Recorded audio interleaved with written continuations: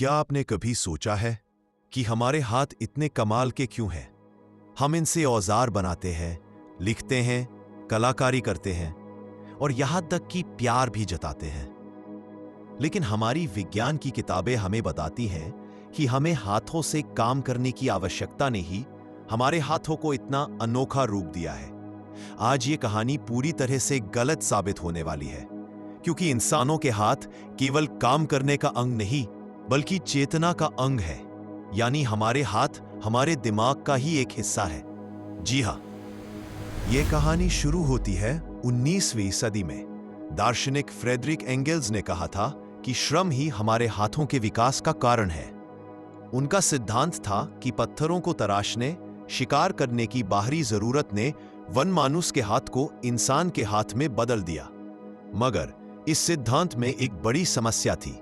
जब चिंपैंजी में भी औजार बनाने की क्षमता के प्रमाण मिले, तो सोवियत विज्ञान ने इसे नजरअंदाज कर दिया, क्योंकि एंगेल्स का सिद्धांत एक अटल नियम बन चुका था।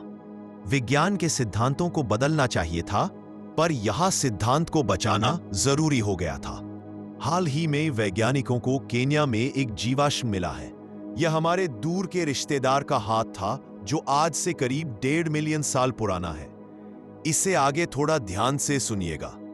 इस जीवाश्म के हाथ को बारीकी से देखने पर पता चला कि इसकी सटीक पकड़ रही होगी।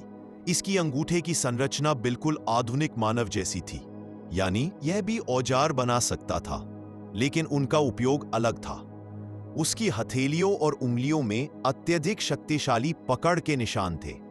वे इस ताकत का उपयोग सख्त पौधों को तोड़ने और खाने के लिए करते थे। वैज्ञानिकों ने पाया कि उसके पास औजार बनाने की शारीरिक क्षमता थी, लेकिन वह अपने इन हाथों का उपयोग मुख्य रूप से भोजन के लिए करता था। मतलब वह भोजन का इंतजाम तो अपने हाथों से ही कर सकता था। उसे औजार बनाने की जरूरत ही नहीं थी। लेकिन इन सब कामों को करते करते उनके हाथ औजार बनाने के लिए तैयार हो रहे थे। इससे पता चलता है कि औजार बनाने की क्षमता काम करने की जरूरत से बंधी नहीं थी, क्योंकि काम तो वह अपने हाथों से ही करता था। इसका मतलब है कि कोई विशेषता किसी एक उद्देश्य के लिए विकसित होती है, लेकिन बाद में दूसरे उद्देश्य के लिए काम आती है। मतलब उनका हाथ कठोर भोजन के लिए ताकतवर बना, लेकिन संयोग से वह औजार बनाने के लिए भी तैयार हो गया। यह एंगल्स के उस अटूट नियम को तोड़ता है कि श्रम ही एकमात्र कारण है। क्षमता पहले से थी, चेतना ने उसे बाद में श्रम के लिए इस्तेमाल किया। तो अगर हाथ बाहरी श्रम की जरूरत से विकसित नहीं हुआ, तो असली वजह क्या है? वैज्ञानिक अब कहते हैं कि आंतरिक चेतना, यानी हमारा सबकॉन्शियस माइंड ही असली वजह है। एक कोशिकीय जीव जैसे स्टेंटर रोजलाई भी उत्तेजित होने पर कई प्रतिक्रियाओं में से चयन करता है। इसका मतलब है कि विकल्प की क्षमता या चेतना का एक मौलिक रूप हमारे मस्तिष्क के बनने से बहुत पहले से जीवन का एक प्राचीन गुण है। इसे ऐसे समझो, मान लो एक छोटा सा पौधा है। उस पौधे के अंदर जीवन जीने और विकसित होने के गुण जन्मजात होते हैं। उसके अंदर की इच्छा शक्ति उससे कहती है कि पर्यावरण को छूना है। इसी इच्छा शक्ति के कारण ही पौधा अपनी जड़ों को पानी और पोषक तत्वों की तलाश में मिट्टी में गहराई तक फैलाता है। यह उसका अपने पर्यावरण के साथ शारीरिक संपर्क है। यह आदिम चेतना ही वह इच्छा शक्ति है जो जीव को अपने पर्यावरण को छूने, समझने और बातचीत करने के लिए प्रेरित करती है। 2025 के एक शोध ने यह साफ कर दिया कि हमारा हाथ और हमारे मस्तिष्क का उच्च ज्ञान केंद्र एक साथ विकसित हुए। हाथ का विकास केवल मशीन की तरह मोटर नियंत्रण के लिए नहीं हुआ, बल्कि उस उच्च चेतना के लिए हुआ जिसने दुनिया को समझने में हाथ का इस्तेमाल किया।